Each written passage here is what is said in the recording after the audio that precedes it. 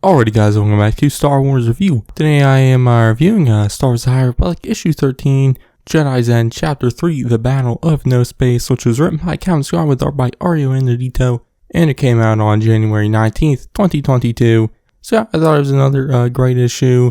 The art was once again great. It was a, fast-paced issue, but obviously that's not a bad thing. It was very effective in, with a faster pace, had a lot of big moments, I really enjoyed the issue. I might even say it's my favorite issue of this High Republic comic series yet.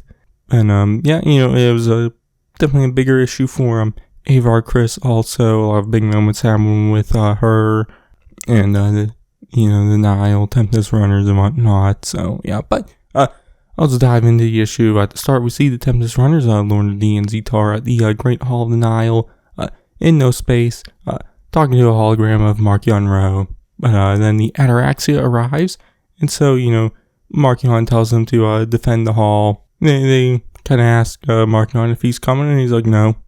So they have to defend it without his help, which we see Lorna saying that, they have the upper hand because, the Jedi, never strike first. Which, right after that, she says that the Jedi strike first. The Ataraxia shoots at the hall. So they have to kind of quickly get ready. Zetar doesn't have his big suit repaired yet, so he has to go out in a small little suit to defend the main entrance.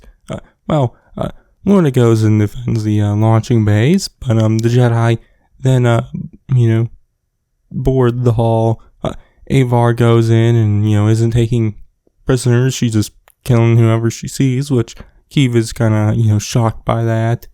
But Avar then comes across Zetar and remembers him, and she brutally murders him.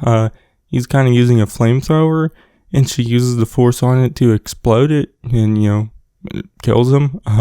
Which, there's a very shocking moment there. But afterwards, Avar tells, Keeve and the others to take care of the stragglers while she goes and finds Lorna, which, Keeve doesn't do that. Instead, she follows Avar and, confronts her, telling her that, it wasn't long ago that, Avar took Skier's lightsaber for killing in cold blood and not following orders. Skier does have a, excuse for that, which Keeve asks Avar what's her excuse, which Avar doesn't like that and kind of takes her anger out on Keeve. They kind of clash their lightsabers, and Avar tells Keeve that she doesn't want to be lectured by a Jedi she knighted who constantly doubts herself and doesn't listen to the Song of the Force. Which Keeve asks Avar, are you listening to the Song of the Force or your own? And she force pushes Avar.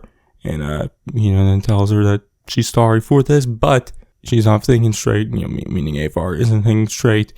But, before Keeve can do anything, Avar tries to warn her that something's wrong, but it's too late, and Lorna D attacks.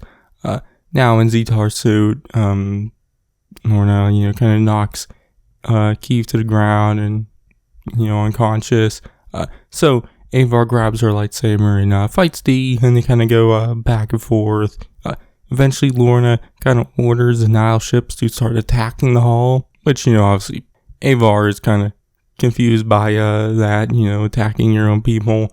But, Lorna D thinks it's the best way for the Nihil to win the battle. And, obviously, she's a bad guy. They don't care about their people. But, after that, Avar then decides to use the force on the suit D is wearing, and kind of crumbles it, and so D is left kind of defenseless, and Avar asks her if she surrenders, but D then pulls out a lightsaber of her own, which Avar sees that it's Tarek's, which makes Avar more angry, and so she cuts off D's hand, and Avar tells D, who now is on the ground truly defenseless, that she made an oath that she would be a beacon of light in the darkness, and she says to D that, D has made a liar of her, and she goes to straight down D, but Keeve kind of wakes up and, yells at Avar to kind of not do it and stop and whatnot. But that's where the issue ends. So yeah, like I said, I thought it was a great issue. Definitely for Avar, kind of seeing her go down the path of the dark side, kills Zetar in cold blood, and is seemingly going to do the same to Lorna D. But I don't think she will doing it. I do think, Kiev will kind of, snap some sense into Avar. But, in the novel, The Fallen Star, which this issue takes place before The Fallen Star, or kind of during the early parts of The Fallen Star. We do see Avar in that novel. No, not a whole lot. More near the end. And she seems like her normal self in that novel.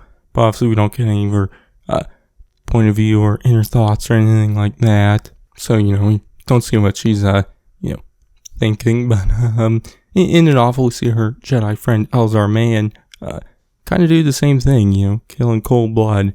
And at the end of the novel, we kind of see him regretting what he did and wanting to tell Avar, what he had done. But he thinks, Avar will kind of be mad at him and whatnot. But as issue shows that, they kind of both have the same problem. They both let the dark side kind of control them and, make them kind of kill in cold blood. Obviously, throughout the entire publishing series, Elzar, who's a man that's been in the adult novels, has shown to kind of struggle with the dark side and whatnot. So, for him, it's not really that surprising. But for Avar, it's definitely interesting because in that first novel, Light of the Jedi, she's kind of shown to be this, great hero and, kind of the best of the best for a Jedi. But, kind of see her fall from that height. And, it's to what she's done in this issue, which is definitely interesting. Excited to see how it gets wrapped up in the final 2 issues. And then, maybe later on in phase 3. But also with Kiev, also now having, to see 2 of the Jedi Masters, she kind of maybe looked up to, obviously, her own skier and the one who united her with Avar kind of go down, darker paths and whatnot. So it'll be interesting to see what happens to her in phase 3 also. Because in the audio drama was written by Cavan Dooku Jedi Lost, there's a mention of a Jedi Master named Trennis, which is Kiev's last name, who's part of the Lost 20. So, maybe she'll become a master and then, leave the Jedi Order and whatnot. But, I don't know. But, all in all, I thought it was a great issue. One of, if not my favorite issues of the series so far. So, yeah, but my grade, I'm going to give it an A+.